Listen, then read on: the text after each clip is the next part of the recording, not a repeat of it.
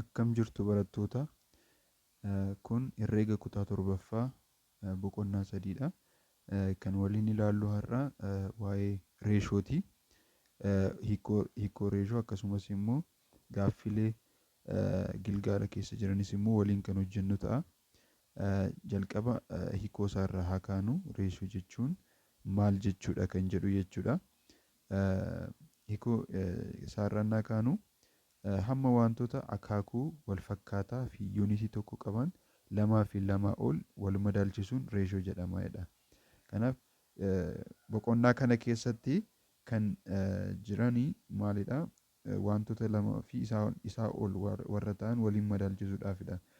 Reeshoo pirooporshinii dhibbarraa waan akkasii kana kan fayyadamnuuf jechuudha. Reeshoo ennaa jennu wantoonni lama waliin madaalamuudhaaf tokko wal fakkaataa ta'uu danda'u, wal fakkaataa ta'uu qabu jechuudha. Yookaan immoo yuunitii tokko qabaachuu qabu jechuudha. Yuunitii tokko qabaachuu qabu jechuudha. Maaliifii wantoota waliin fakkaanne waliin madaalchisnu jechuudha.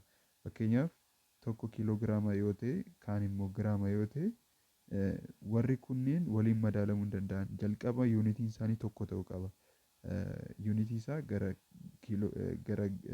giraamaatti yookaan immoo gara kiiloogiraamaatti lamaanuu jijjiiramuu qabu jechuudha. Sana booda inni as keessatti hubachiise muraasi jira. Reeshoon wantoota lamaa fi lama A fi B yeroo baay'ee karaa sadiin barreeffamuu danda'a jedha. Akkuma asirratti argitan jechaan A gara B jennee barreessuu dandeenya. Yookaan immoo mallattoo isaa fayyadamnee tuqaa lama keenye A gara B jennee kaa'uu dandeenya. Yookaan bifa firaakshiniitiin A jala B jennees immoo kaa'uu dandeenya jechuudha. Kanneen sadan haala ittiin barreessinu irratti hundoofneeti jechuudha. Kanaaf A fi B'n termoota jedhamu. A fi B'n termoota jedhamu. Yoo barbaanne termoota dabaluu dandeenya. A gara B, A gara B, gara C, gara D akkasittiin kaa'uu dandeenya jechuudha. Kan biraa A fi B'n walqixa miti yoo ta'anii reeshoon A gara B walqixa miti B gara A. Termoonni kun lamaan waliin fakkaatan yoo ta'an reeshoon garagaltuun isaanii immoo tokkoon ta'u jechuudha. Walqixa ta'uu hin danda'u jechuudha. Kan biraa reeshoon yuunitii hin qabu. Maaliifii fakkeenyaaf kiiloogiraama 2 gara kiiloogiraama 3 yoo ta'e bifa firaakshiniitiin innaa keenyu akkam ta'a? 2 kiiloogiraama gara 3 kiiloogiraama ta'a. Kiiloogiraamaan yeroo balleessinu meeqa ta'a? 2 jala 3 ta'a jechuudha. Kanaaf kiiloogiraamni hin badaa yookaan yuunitiin hin badaa jechuudha. Kanaaf reeshoon yuunitii hin qabu jechuudha.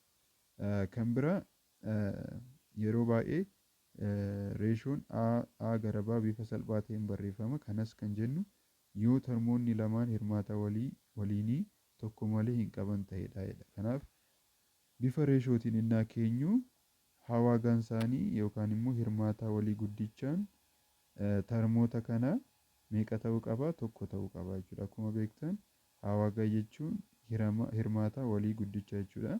Fakkeenyaaf kan 9 fi kan 6 yoo ilaalle fakkeenyaaf hirmaataa isaanii fakkeenyaaf tokkorraa kaana 3 ta'u, 3nis hirmaataa 9ti. Kan biraa yoo ilaalle ofuma isaa 9 ta'a jechuudha. Kan biraa jechuudha. Kan biraa asitti tokko ta'uu danda'a, 2 ta'uu danda'a, 3 ta'uu danda'a, 6 ta'uu danda'a. Kanaaf as keessaa hirmaataa walii guddicha kan ta'u kamidha jechuudha? 3dha jechuudha.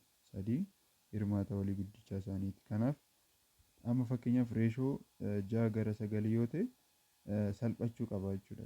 Kanaafuu garamitti salphisna? 2 yoo deemne 2 fi hirree kana 3 ta'a. 3 fi hirree 2 ta'a. 3 fi hirree kanas immoo 3 ta'a jechuudha. Kanaaf 2 reeshoo 3 isaan kun amma hawaagaan isaanii tokko ta'a jechuudha. Yookaan hirmaataa walii guddichaan tokko ta'a. Fakkeenyaaf kan 2 meeqadha? 1 fi 2dha. Kan 3 1 fi 3dha. Kanaaf hirmaataa walii guddichaa isaanii meeqadha? Tokkodha jechuudha. Kanaaf haala salphaa ta'eetiin barreeffamuu kan qabanidha jechuudha. Fakkeenya jalqabaa irratti daree tokko keessa barattoota dhiiraa 30 fi barattoota shamarranii 36tu jiredha. Kanaaf baay'ina barattoota dhiiraa gara baay'ina shamarranii yoo jennu 30 gara meeqa ta'a? 30 gara 36 ta'a jechuudha. Kanaaf kun immoo salphata. Hawaagaan isaanii tokkoon ta'u kun jarreen kun maaliif ammallee hiramuu danda'u. Kanaaf 30 gara 36. Kanaaf fakkeenyaaf sadiidhaan yoo deemne kun 10 ta'a. Kun immoo sadiidhaan yoo deemne meeqa ta'a? 18 lamaan yoo deemne 18 9 ta'a. 9 afuriin 12 ta'a jechuudha. Ammas immoo lamaan yoo deemne 5 ammas lamaan 6 ta'a. Kanaaf 5 reeshoo 6tiin kaa'uu dandeenya jechuudha. Kan shamarranii gara dhiirotaa immoo 36 gara 30 ta'a jechuudha. Kan ammoo naa ilaallu meeqa ta'a? 36 jala 30 ammas 3 meeqa ta'a? 12 ta'a. 3 10 ta'a. Kanaaf ammas immoo meeqa ta'a? 6 gara 5 ta'a. Yookaan immoo 6 reeshoo 5 ta'a jechuudha. Haala kanaan kaa'uu dandeenya. Caarratti immoo yookaan immoo maal jedha? Reeshoon baay'ina barattoota dubaraa gara baay'ina barattoota walii galaa daree keessaa meeqa ta'edha. Kanaaf kan baay'ina dubaraa meeqa jenneerra? 36 jenneerra. Kan barattoota walii galaa baay'inni barattoota walii galaa meeqadha? 30 ida'uu 36 jechuudha. Kanaaf 36 meeqaaf irraa? 66 irraa jechuudha. 66 irraa jechuudha. Kanaaf kana lamaan yoo hirre meeqa ta'a? 18. Kana lamaan yoo hirre 33. Kana sadiif yoo hirre meeqa ta'a? 6. Kana sadiif yoo hirre 11. Kanaaf 6 reeshoo gara 11 ta'a jechuudha. Fakkeenya isa jalqabaa haala kanaan asirratti ilaaluu dandeenya. Lammaffaanis immoo 800 3 reeshoo 5tiin hirii jedha. 800 reeshoo 3 gara 5tiin qoodnee yommuu ilaallu jalqaba ida'amni isaanii meeqadha kan jedhu ilaaluu qabna. Ida'amni tarmoota kanaa 3 ida'uu 5ti. Meeqa ta'a? 8 ta'a jechuudha kan walii gala. Kanaaf reeshoo 3 jala 8 baay'isuu 800 jechuudha. Meeqa ta'a? 8 tokko 8 tokko ta'a kunis 100 jechuudha. 300 ta'a jechuudha. 5 immoo ilaalu 5 jala 8 baay'isuu 800 meeqa ta'a? 8 tokko 8 tokko 100 ta'a sittis. Kanaaf meeqa ta'a? 500 ta'a jechuudha. Kanaaf reeshoo kana naa ilaallu 300 gara 500tiin qoodnee ilaaluu dandeenya jechuudha. Caa kana irratti fakkeenya sadaffaa irratti A gara baa nuuf kenneera. Maal jedha? A gara baa meeqadha? 6 gara 8ti. Akkasumas immoo baa gara caa 9 14 gara 14 ta'a jechuudha. A gara caa barbaadi jedha jechuudha. Kanaaf karaa adda addaatiin hojjechuu dandeenya. Karaa lamatu asirra taa'ee jira. Inni karaa tokkoffaan akka ilaallutti bifa firaakshiniitiin keenye A gara baa jechuun meeqadha? 6 jala 9 ta'a. Baa irra caa kun immoo meeqa ta'a? 9 jala 14ti. Maal gochuu dandeenya? A gara baa baay'isuu baa jala caa wal qixa ta'a. 6 gara 9 yookaan immoo baay'isuu 9 gara 16 jechuudha. Kanaaf isaan kana tarmoota kana waliin baay'isuu dandeenya. A gara baa baay'isuu baa gara caa jechuudha. Kanaaf A gara baa meeqadha? Asitti meeqa jenneerra? 6 jala 9 jenneerra. Baay'isuu baa gara caa meeqa jenneerra asitti? 9 jala 14. Kanaaf kana waliin balleessuu dandeenya. Baanis asii baduu danda'a. A gara caan meeqa ta'a jechuudha? 6 gara 14 ta'a jechuudha. Karaa tokkoffaatiin kuni tarmoota kana waliin baay'isuu dandeenya jechuudha. Inni kan biraa hima walqixaa hojjennee bakka buusnee hojjechuu dandeenya jechuudha. Hima walqixaa sana keessa hima sana keessa bakka buusnee hojjechuu dandeenya. Fakkeenyaaf A gara Baan meeqadha? 6 jala 9 jenneerra.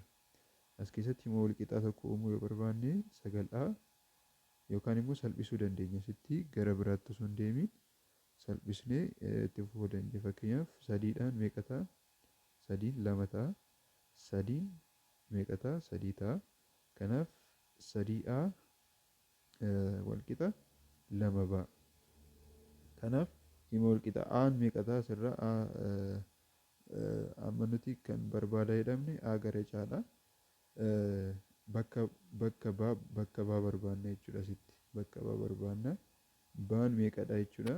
Baan 3 jala 2 A ta'a jechuudha. Baa asirraa tokko hima arganneerra jechuudha. Isa lammaffaa irratti baa gara Caa. Baan gara Caa meeqadha? 9 gara 14ti. Asitti hima kan biraa uumuu dandeenya jechuudha. As keessatti immoo 14 baa qaxxaamurannaa baay'isnu jechuudha. Qaxxaamurannaa baay'isnu 14 baa walqixa 9 Caadha jechuudha. Kanaaf gatii baa asitti arganneerra waan ta'eef baa as keessa gashuu dandeenya. Gatii baa jechuudha asitti arganneerra.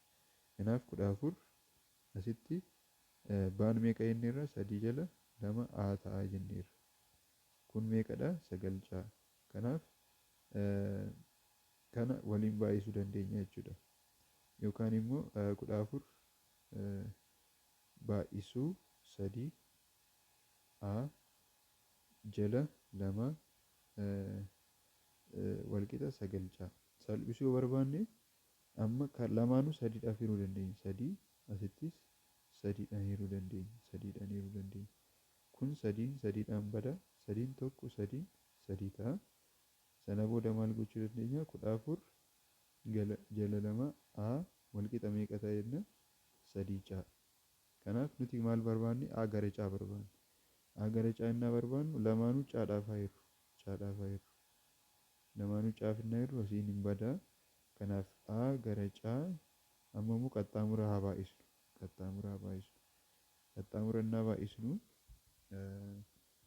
lama A gara Caa jenneerra asii 14 2 jala 14 ta'a jechuudha. Asitti innaa naanna'u gara kanatti innaa naanna'u 2 jala 14 ta'a jechuudha. Kanaaf A gara Caa innaa wanni jennu haala kanaan dhiifama asitti 3 irraanfanneerra. 3 asitti baay'isuu qabna turre asitti 3 jirti waan ta'eef kanaaf meeqa gochuu dandeenya? Lamaan tokko lamaan meeqa? 7.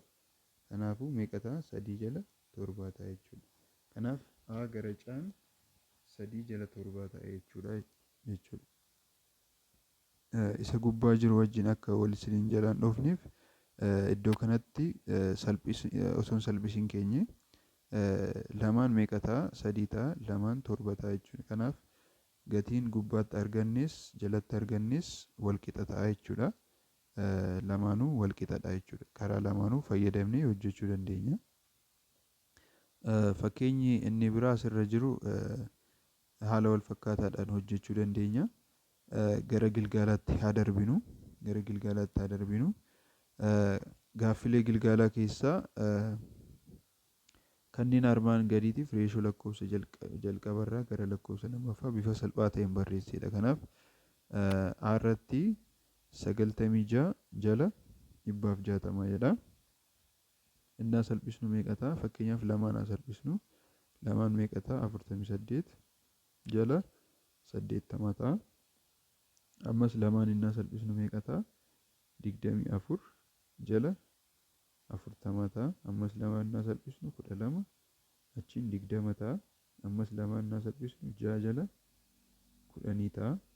Ammas lamaan innaa salphisnu 3 jala 5 ta'a jechuudha. Kanaaf bifa salphaa ta'een akkasittiin kaa'uu dandeenya. Baarratti immoo 4.7 gara 9.4 jedha. Kana immoo hojjechuudhaaf gara deesimaalii waan ta'eef gara firaakshiniitti jijjiiruudhaaf kudhanii naa baay'isnu lamaanuu kudhanii naa baay'isnu meeqa ta'a 47 jala 94. Kanaaf 47 yoo deemne tokko ta'a. Kun 47 meeqa ta'a 2 ta'a jechuudha. Kanaaf tokko gara 2 ta'a jechuudha. Reeshoo armaan gadii bifa salphaa ta'een ibsi kan jedhu kanas innaa hojjennu maal jedhaa lammaffaa irratti jechuudha. Qarshii 5 gara saantima 20tti ni jedha. Kanaaf qarshiin tokko saantima meeqa jennee gaafachuu qabna jalqabaa. Yuunitii garaa garaa waan qabanii fi gara yuunitii tokkotti fiduu qabna jechuudha. 5 saantimni tokko saantimni qarshiin tokko saantima 100 waan ta'eef 20 jala 100 jenna jechuudha. Salphisu innaa wanni jennu gara qarshiitti jijjiiruudhaaf 100 irraa 0 badaa lamaan tokko lamaan meeqa ta'a 5. Kanaaf 5 gara tokko gara 5 ta'a jechuudha. Lamaanuu 5 innaa baay'isnu kanas 5 innaa baay'isnu 25 gara meeqa ta'a gara tokko ta'a jechuudha. 25 gara tokko ta'a. Baammoo innaa ilaallu guyyaa 4 gara sa'aatii 80 jedha. Guyyaan tokko sa'aatii meeqa qaba? 24 qaba. Kanaaf meeqaaf irraa 24 irraa jechuudha gara guyyaatti jijjiiruudhaaf. Saantima kana balleessinee gara guyyaatti jijjiiruudhaaf. Kanaaf guyyaa 4 gara 80 gara 24 guyyaa ta'a gara guyyaatti jijjiirreerra jechuudha. Amma innaa salphisuudhaaf meeqa goona? Isa kana haa salphisnu. 80 gara 24 kana haa salphisnu. Meeqa ta'a? Lamaan meeqa ta'a? 40. Lamaan meeqa ta'a? 12. Lamaan afuriin gochuu dandeenya. Afuriin yoo deemne 10 ta'a. Kanas afuriin yoo deemne 3 ta'a jechuudha. 10 jala 3 ta'a jechuudha. Kanaaf 4 gara 10 jala 3. Amma gara firaakshinii jijjiiruu lakkoofsa guutuutti jijjiiruudhaaf lamaanuu 3dhaan baay'isuu dandeenya. Kanas 3 kanas 3 yoo baay'isne meeqa ta'a kuni 12 gara 10 ta'a jechuudha. 12 gara 10 ta'a jechuudha. Caarratti 3.5 kiiloogiraama gara 17,500 giraamaadha. Kanaaf kiiloogiraamni tokko giraama meeqa? Giraama 1,000dha. Kanaaf 1,000 faayirru kana. Kanaaf gara kiiloogiraamatti jijjiiruu dandeenya jechuudha. Kanaaf duwwaa lamaan kana lamaan balleessina. Kana yoo balleessinu dhuftee tuqaan as keessa seenti. Kanaaf 3.5 kiiloogiraama gara 7.5 kiiloogiraama ta'a jechuudha. Lamaanuu meeqanaa baay'isnu? 10dhaa baay'isnu akka deesimaalii keessaa 35 gara meeqaa ta'a? 75 ta'a jechuudha. Kanaaf salphisuu dandeenya. 35 gara 75 shaniin meeqa ta'a? 7 ta'a. Shaniin meeqa ta'a? 15 ta'a jechuudha. Shaniin 15 kanaaf 7 gara 15 ta'a jechuudha. Inni daarra jiru immoo daqiiqaa 4 fi sekendii meeqadha? Sekendii 56. Kan biraa gara reeshoo kanaa jechuudha. Gara daqiiqaa 3 fi sekendii 6. Kanaaf lamaanuu sekendii qabu gara daqiiqaatti haa jijjiiru. Kana gochuudhaaf 4 ida'uu jenneetu kun sekendii 56dha. 56 daqiiqaa tokko keessa sekendii meeqatu jira? Sekendii 60tu jira. 60 irraa jechuudha. Gara 3 ida'uu kunis daqiiqaa 3dha. Kana gara daqiiqaatti jijjiiruudhaaf sekendii 6 gara 60 irraa jechuudha. Gara daqiiqaatti innaa jijjiiru. Kanaaf maal gochuu dandeenya? Asitti salphisuu dandeenya. Haa salphisnu. 4 ida'uu kun innaa salphatu meeqa ta'a? Lamaan 28 lamaan 30 ta'a. Kanaaf 28 jala 30 haa jennu. Gara 3 ida'uu 6 lamaaf haa irraa ammas 3 jala meeqa ta'a? 2 30 ta'a jechuudha. akka wanni isaanii wal nu fakkaatuufidha akkas kan hin godhe. Kanaaf 30 baay'isuu 4 meeqa ta'a? Inni aayidaan immoo akkam ta'a? Lamaan kan inni aayidaan qaxxaamuraa baay'isnee sana booda isa jaluma keenya jechuudha. Kanaaf 30 baay'isuu 4 meeqa ta'a? 120 ida'uu meeqaa jenna? 28 jala 30 gara meeqaati? 90 ida'uu 3 jala 30. Kanaaf kan inni aayidaan meeqa ta'a? 148 gara 30. Ammas jala isa kun gara firaakshiniitii kun reeshoodha. 93 jala 30. Kana gara firaakshiniitti jijjiirannaa keenya akkam ta'a? Lamaanuu amma fakkeenyaaf 30 yoo baay'isne lamaanuu 30 yoo baay'isne meeqa ta'a? Kunis 30 hin bada. Kanaaf 148 gara meeqa ta'a? Gara 93 ta'a jechuudha. Kanaaf bifa firaakshiniitiin 148 jala 93 ta'a jechuudha. Haala kanaan kaa'uu dandeenya.